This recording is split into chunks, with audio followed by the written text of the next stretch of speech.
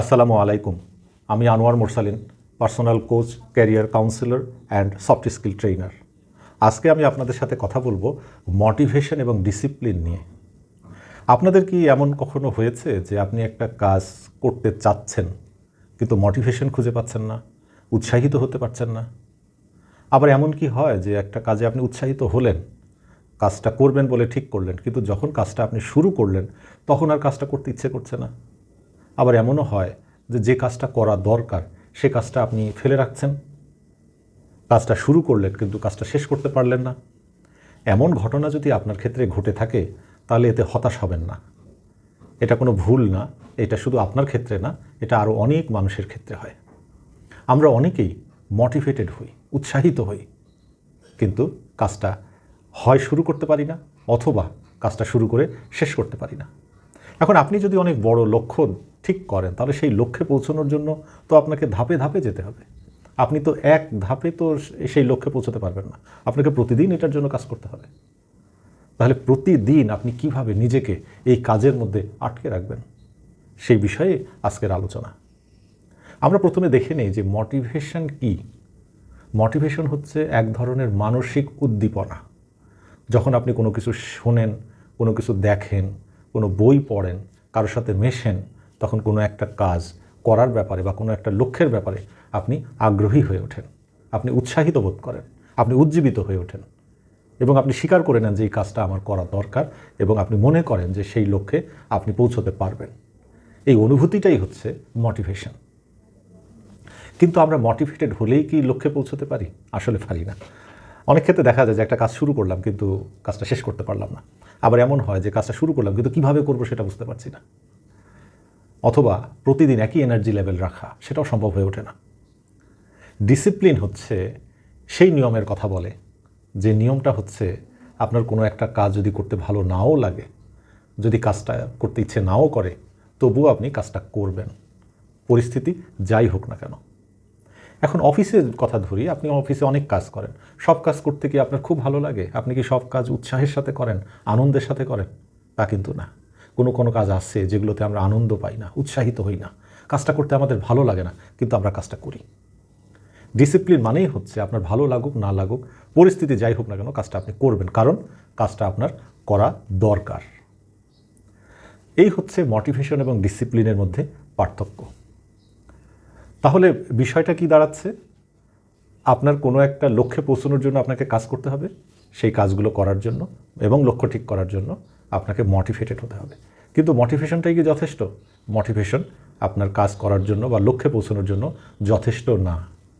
আপনাকে একদিকে যেমন মোটিভেটেড থাকতে হবে, আর একদিকে ডিসিপ্লিন মেনে আপনাকে কাজ করতে হবে, নিয়ম মেনে আপনাকে কাজ করতে হবে, তবেই আপনি লক্ষ্যে পৌঁছতে পারবেন। আর যদি হাইলি মোটিভেটেড থাকেন কিন্তু ডিসিপ্লিন মেনটেন না করেন তাহলে কখনোই আপনি লক্ষ্যে পৌঁছতে পারবেন না। আজকের ভিডিওতে আমরা সেই বিষয়টি আলোচনা করব যে আপনি মোটিভেটেড হবেন কিন্তু তারপরে নিজেকে ডিসিপ্লিন করবেন কিভাবে, কিভাবে নিজেকে শৃঙ্খলার মধ্যে আনবেন, আপনি কিভাবে একজন শৃঙ্খলাবদ্ধ নিয়ম মেনে চলবেন, কিভাবে সম্ভব।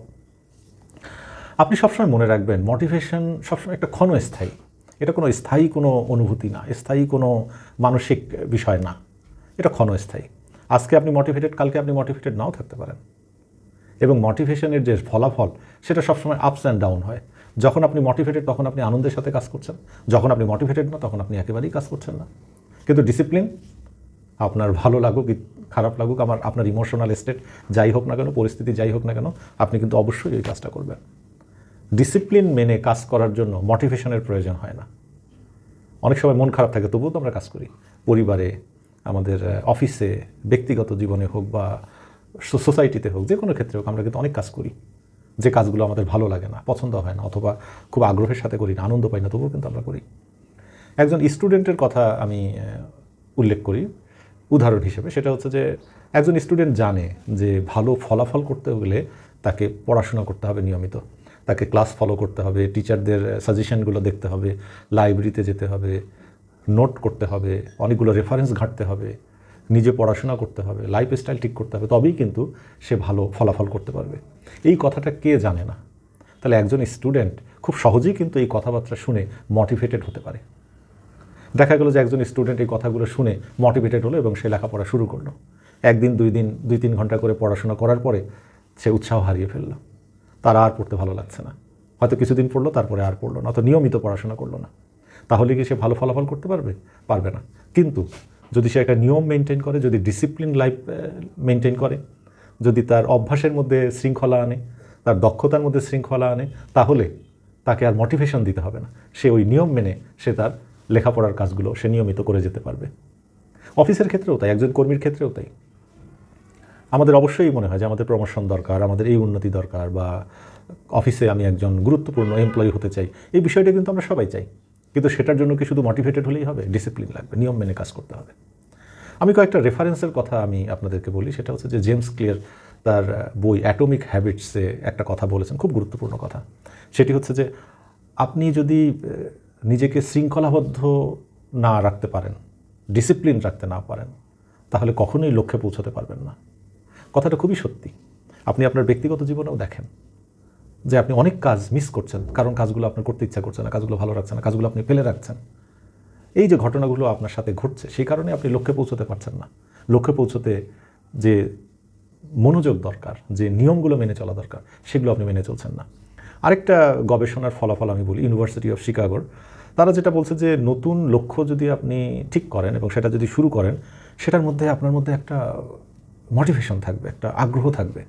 আপনি কিন্তু আগ্রহী হয়ে ওঠেন যে হ্যাঁ, নতুন লক্ষ্য আমি ঠিক করব, নতুন কাজ করব। অফিসে আমরা যেটা করি, যখন কোনো নতুন লক্ষ্য ঠিক করা হয় তখন আমরা খুব উৎসাহিত হই, আমরা খুব আগ্রহী হই।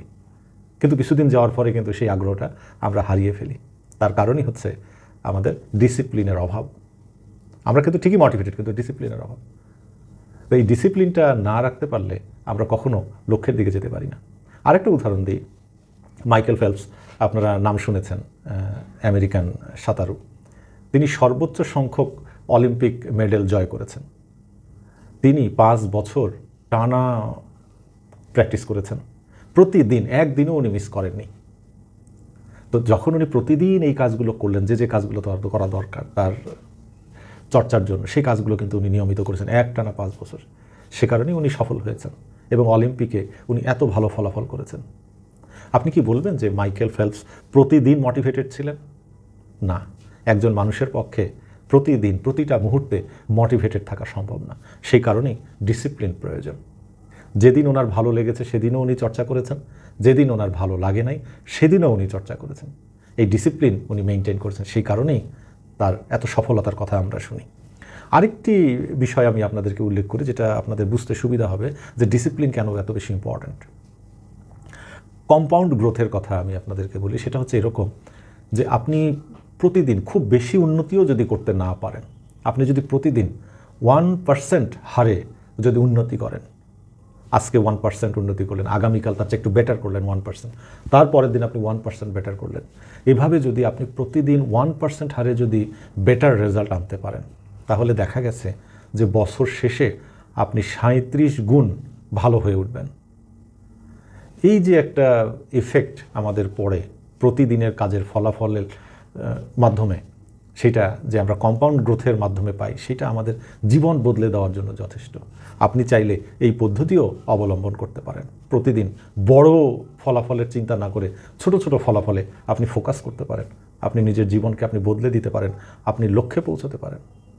সুতরাং আমি যে কথাটি আসলে বলতে চেয়েছি রেফারেন্স দিয়ে, সেটি হচ্ছে যে যারা সফল তারা কিন্তু সবাই যে সব সময় মোটিভেটেড ছিল তা না।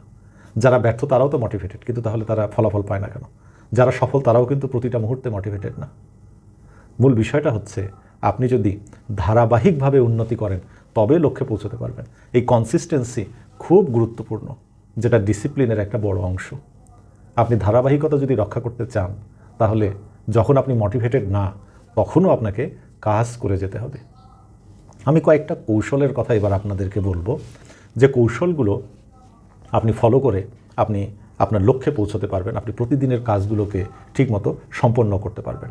আপনি কি কি করতে পারেন দেখেন, অফিসের কথাই ধরি।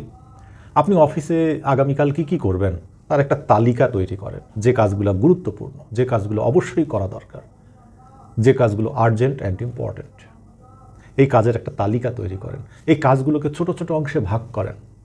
কোনো কাজ 15 মিনিটের, কোনো কাজ 30 মিনিটের, কোনো কাজ 1 ঘন্টা, কোনো কাজ 2 ঘন্টা, কোন কাজের জন্য কতক্ষণ সময় বরাদ্দ আপনি করবেন সেটার একটা পরিকল্পনা তৈরি করেন। এই পরিকল্পনা আপনি মেনে চলেন এবং এই রুটিন যদি আপনি মেনে চলতে পারেন, তাহলে দেখবেন আস্তে আস্তে একটা অভ্যাস আপনার মধ্যে তৈরি হবে। আপনি একজন শৃঙ্খলাবদ্ধ মানুষে পরিণত হবেন। আপনি ঠিক করতে পারেন যে আপনি কোন কাজটা কখন করবেন, সকালে করবেন, কোনোটা বিকেলে করবেন, কোনোটা সন্ধ্যায় করবেন। এটা শুধু অফিসের ক্ষেত্রে না, যারা স্টুডেন্ট তারা লেখাপড়ার ক্ষেত্রেও এই রুটিন মেনটেন করতে পারে। আবার যারা ঘরে কাজ করেন, পরিবারে কাজ করেন, তারাও সেটা করতে পারেন। অন্যান্য যে কোনো কাজের ক্ষেত্রে কিন্তু আপনি এটা করতে পারেন। আপনি সেই রুটিন যদি মেনটেন করেন, তাহলে দেখবেন আপনি অনেক দূর এগিয়ে গেছেন।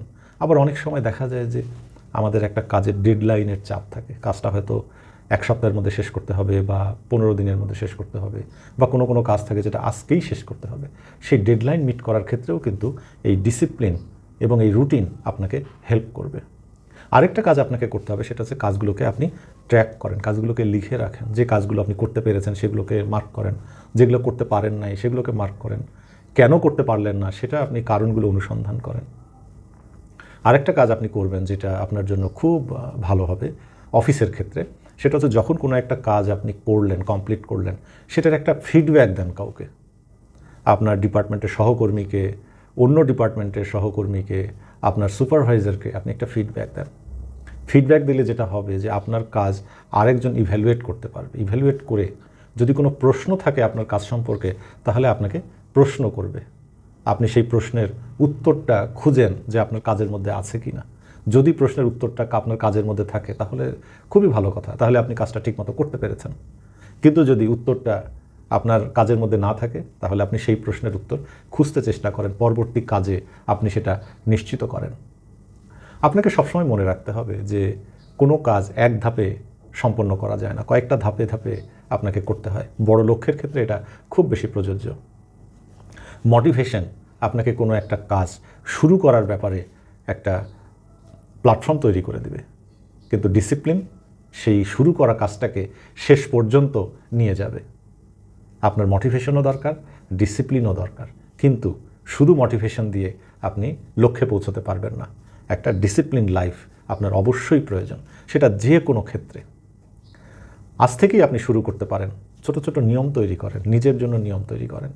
কিভাবে আপনি সারাটা দিন পার করবেন, কোন কোন কাজ আপনি করবেন, যে কাজগুলোতে আপনার ডিস্ট্রাকশন হয়, আপনার ক্ষতি হয়, সেই কাজগুলো থেকে নিজেকে বিরত রাখবেন কি করে। মনে রাখবেন, আপনার প্রতিদিনের শৃঙ্খলাবদ্ধ কাজই আপনাকে লক্ষ্যের দিকে নিয়ে যাবে। এই শৃঙ্খলার যে অ্যাডভান্টেজ, সেটা গ্রহণ করেন, কাজে লাগান, তাহলে বড় লক্ষ্য আপনি অর্জন করতে পারবেন। আজকে এ পর্যন্তই। আপনারা সবাই ভালো থাকবেন। পরবর্তী ভিডিও দেখার আমন্ত্রণ রইল। আসসালামু আলাইকুম।